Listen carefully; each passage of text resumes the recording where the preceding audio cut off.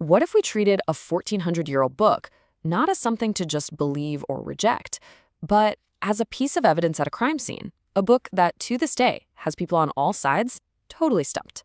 Well, today we're putting on our detective hats to investigate the Quran.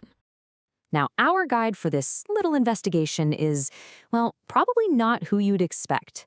We're actually going to follow the logical trail of a man whose initial goal was to prove the Quran was a complete fraud, using his own analytical mind to crack the case. So, let me introduce you to Dr. Gary Miller. He's a mathematician and, at the time, was an active Christian missionary. Back in 1978, he decided to read the Quran. But he wasn't just reading it for fun. No, he had a mission. Find the mistakes he was absolutely sure had to be in there. He was expecting kind of a jumbled mess of ideas. But what he found? Well, it sent him down a rabbit hole he never saw coming. All right, so our investigation officially begins with clue number 1, the surprising nature of the book itself. You see, Dr. Miller noticed that when most people approach the Quran, they come with a very specific set of expectations. I mean, it makes sense, right? You hear 7th century Arabia and you immediately think, okay, this book is going to be filled with sand, camels, and desert life. And sure, the desert is in there, but Miller was floored by what else was in there, stuff that seemed totally and completely out of place. Take this description, for example, of a storm in the deep ocean.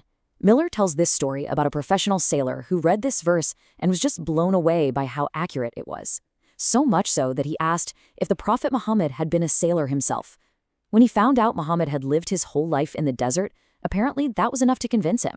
So Miller's question is pretty simple. Where did this incredibly detailed, non-desert imagery come from? Okay, let's move on to our second clue, and this is where things get really interesting. We're calling it knowledge ahead of its time. Here, Miller's investigation goes deeper, looking at specific scientific statements that just seem like they don't belong in a book that old. For centuries, pretty much everyone, including the ancient Arabs, followed the Greek idea that the dara, or the atom, was the smallest thing in existence. You couldn't split it. It was the end of the line. And yet Miller points to this verse right here, which talks about things smaller than an atom.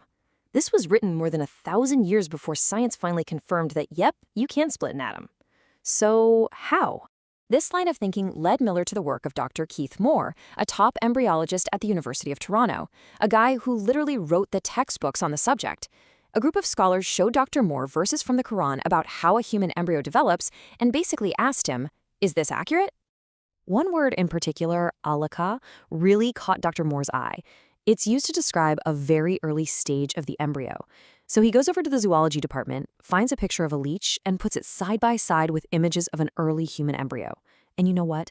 The resemblance was so uncanny, he put both pictures in the next edition of his textbook. And here is the absolute kicker for Miller.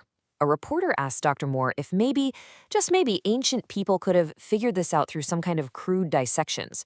Moore's answer was basically, no way. These stages are microscopic. You simply cannot see them without a microscope, a device that wouldn't be invented for centuries. So again, the question is, how did this knowledge end up in the Quran? All right, our investigation is about to take a turn. We've looked at the physical world, now we're going to switch gears and look at the psychological, with clue number 3, the missing author. Miller's next test was to search for the author's personal fingerprints, which, usually show up most clearly in times of pain.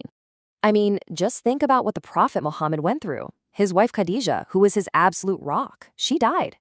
He had to bury almost all of his children with his own hands. After he received the first revelation, he was so terrified he ran home to his wife for comfort. These are the kinds of events that define a person. And this leads us to Miller's third huge question. If this book was Muhammad's own creation, something he wrote or hallucinated or just reflected on, why isn't any of this in there? There's no tribute to his wife, no sad words for his lost children. It's like the author's own psychological DNA is completely missing from the text. This brings us to clue number 4, and honestly, this one is just incredible. In science, there's this idea that a good theory has to be falsifiable. That just means you have to be able to state some condition that would prove it wrong. Miller was shocked to find that the Quran actually offers its own built-in falsification tests. This verse says it all. The Quran basically throws down a gauntlet. It says, go ahead, read me carefully, I dare you. If you find even one contradiction, then the whole thing is a bust. For a book that was revealed over 23 years, Miller points out that this is an unbelievably confident, almost reckless challenge to make. And Miller points to this one specific, high-stakes example. There's an entire chapter about Muhammad's uncle, Abu Lahab, who was a sworn enemy of Islam. The chapter says he will die as a non-believer and go to hell. Now, for the next 10 years of his life, all Abu Lahab had to do was walk into town and say, "Hey everyone, I'm a Muslim now."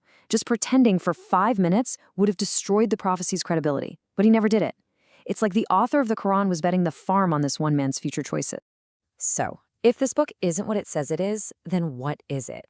In this last part of our investigation, we're going to look at the alternative theories, the explanations from the critics, and see why Miller argues they just don't hold up.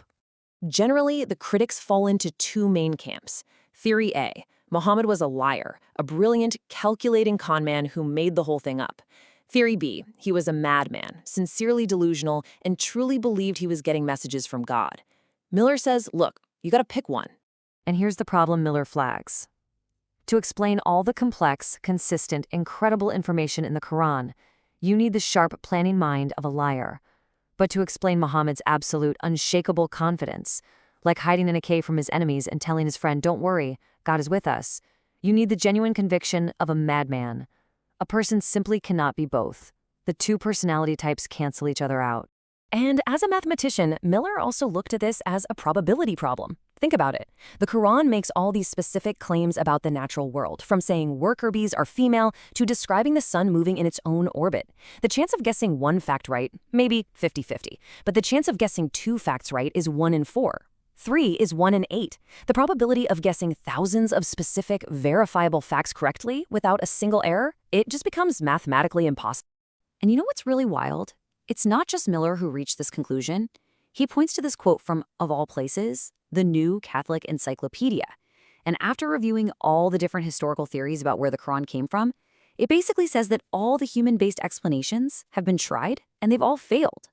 And so our investigation ends right where Dr. Miller's did.